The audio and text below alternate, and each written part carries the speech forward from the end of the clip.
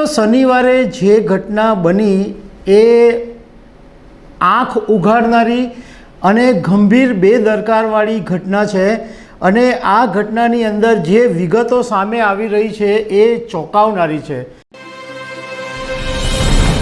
નમસ્કાર દર્શક મિત્રો, રાજકોટમાં નાના મવા રોડ પર શનિવારે ટીઆરપી ગેમ ઝોનમાં જે ભીષણ આગની દુર્ઘટના બની હતી એમાં હવે મોતનો આંકડો 32 પર પહોંચ્યો છે અને પોલીસે અત્યારે યુવરાજસિંહ સોલંકી, પ્રકાશ જૈન સહિત 6ની સામે ગુનો નોંધ્યો છે। ગુજરાત હાઈકોર્ટે આજે સુઓ મોટો પણ દાખલ કર્યો છે અને દલીલો અત્યારે ચાલી રહી છે। આની અંદર ઘણી બધી એવી ગંભીર બેદરકારીઓ પણ સામે આવી છે અને હવે સરકાર અને અધિકારીઓ એકબીજાને બચાવવામાં લાગી જશે। આ આખી ઘટના વિશે અમે તમારી સાથે વિગતવાર વાત કરીશું। મારું નામ રાજેશ શાહ છે અને તમે જોઈ રહ્યા છો ખબરછે.com। દર્શક મિત્રો, શનિવારે જે ઘટના બની એ આંખ ઉઘાડનારી અને ગંભીર બેદરકારવાળી ઘટના છે અને આ ઘટનાની અંદર જે વિગતો સામે આવી રહી છે એ ચોંકાવનારી છે।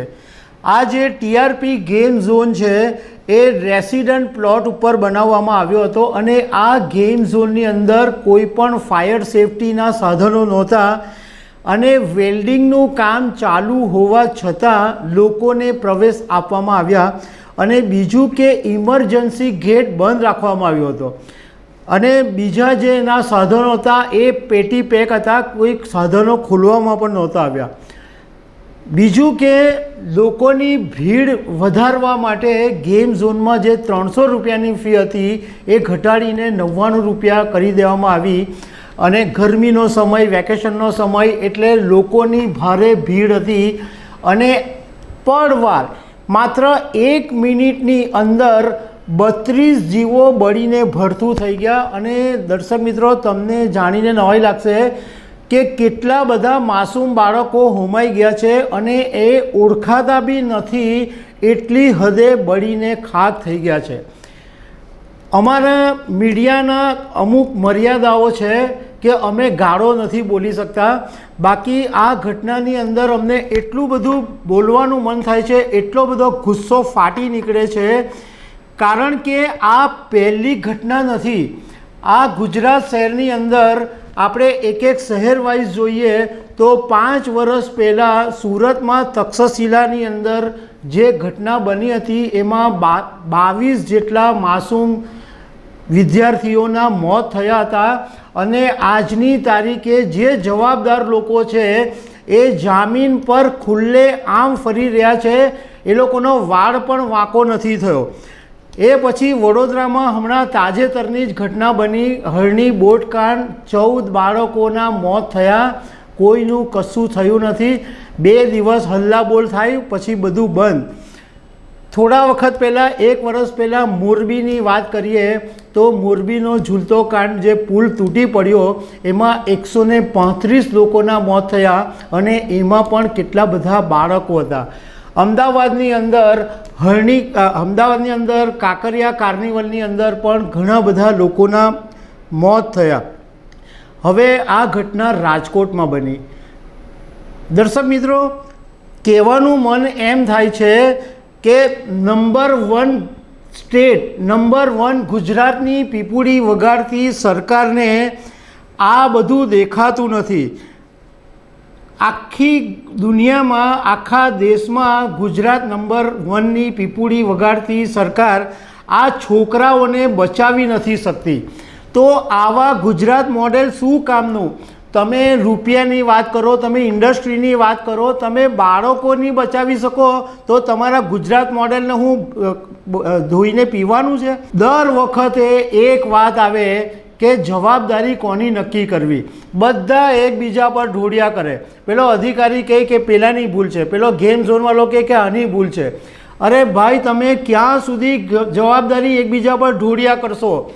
આ કોઈક દિવસ તો અંત લાવવો પડશે ને। અમારે સરકારને કહેવું છે કે તમે કોઈ એક એવી વાત તો નક્કી કરો કે આનો સોલ્યુશન આવે કે બાળકો મરતા બંધ થાય। તમે કેમ નથી નક્કી કરતા? તમને ખબર કેમ નથી પડતી કે આની જવાબદારી ગેમ ઝોનના માલિકની જવાબદારી હોય, અધિકારીની જવાબદારી હોય, આને લગતા જે કોઈ પણ હોય, કોઈને એકબીજાને ઢોળવા જ નહીં દેવા જોઈએ.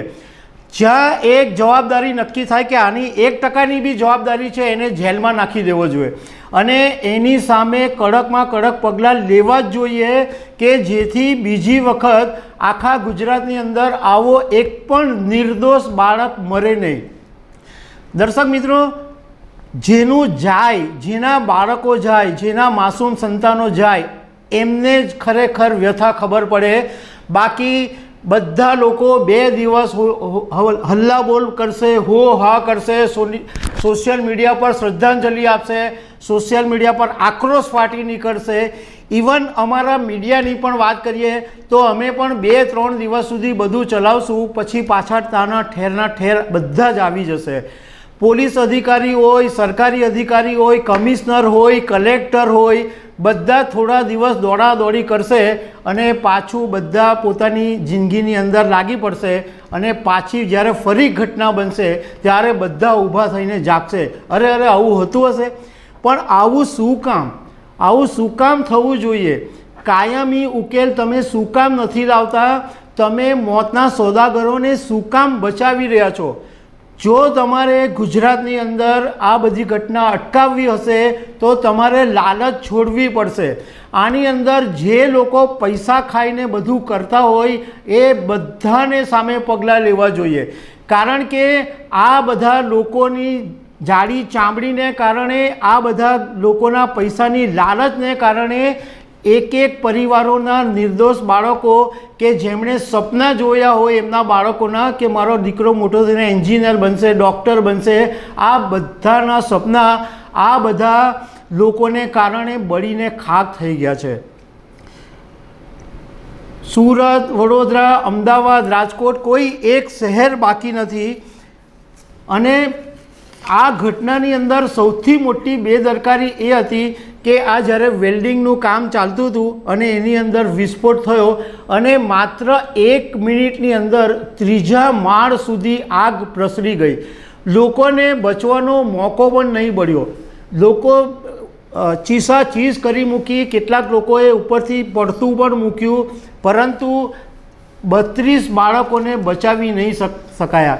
અને આ આંકડો જે છે એ બિલકુલ નાનો નથી. 32 લોકોના પરિવારને તમે ખાઈ ગયા છો.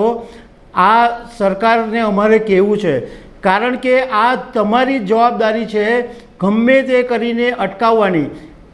ટ્યુશન ક્લાસ હોય, ગેમ ઝોન હોય, જ્યાં જ્યાં જોખમ લાગતા હોય તો એને તમે ચેક શું કામ નથી કરતા? તમારી પાસે માણસોનો કાફલો છે, તમારી પાસે દરેક ઝોનની અંદર માણસો છે, તો તમારા માણસોને તમે કેમ નથી લગાવતા અને એની પાસે હિસાબ કેમ નથી માંગતા? તમે હવે આ ઘટના પછી સીટ બનાવશો, તમે તપાસ કરશો અને તમે એવું કહેશો કે ચમરબંધને છોડવામાં નહીં આવશે, પરંતુ અમે તો આજ સુધી જોયું નથી કે કોઈ ચમરબંધ પકડાયો હોય. દર્શક મિત્રો, સુરતની વાત કરીએ તો સુરતમાં 8 ગેમ ઝોન એવા છે કે જેમની પાસે NOC નથી. હવે તબેલાને તાળા મારવા જેવી વાત થશે. સુરતમાં, રાજકોટમાં, અમદાવાદમાં બધી જગ્યાએ હવે બધા દોડતા થશે અને બધી જગ્યાએ ચેક કરવામાં આવશે. પરંતુ એ પહેલાં તો આ બધા હવે હોશિયાર થઈ ગયા છે એટલે પહેલેથી જ બધા બંધ કરી દેશે. પરંતુ ક્યાં સુધી આવું ચાલશે? તમે ક્યારે અટકાવશો? આ ફૂલ જેવા બાળકોને મોતના જવાબદાર તમે લોકો જ છો. દર્શક મિત્રો, ખરેખર ઘણું બધું બોલવાનું મન થાય છે, પરંતુ અમારી મીડિયાની પણ એક મર્યાદા છે. પરંતુ સાથે સાથે એક વાત એ પણ કહેવી છે કે પરિવારના લોકોએ પણ ધ્યાન રાખવું પડશે કે એવી કોઈ જગ્યાએ બાળકોને નહીં મોકલવા જોઈએ કે જ્યાં બહુ ભીડભાડ હોય અને ત્યાં જોખમ લાગતું હોય, કારણ કે તમારા સંતાન સૌથી તમારા વહાલા છે. તો દર્શક મિત્રો, આવી અનેક વાતો સાથે અમે તમને મળતા રહીશું. Thank you very much.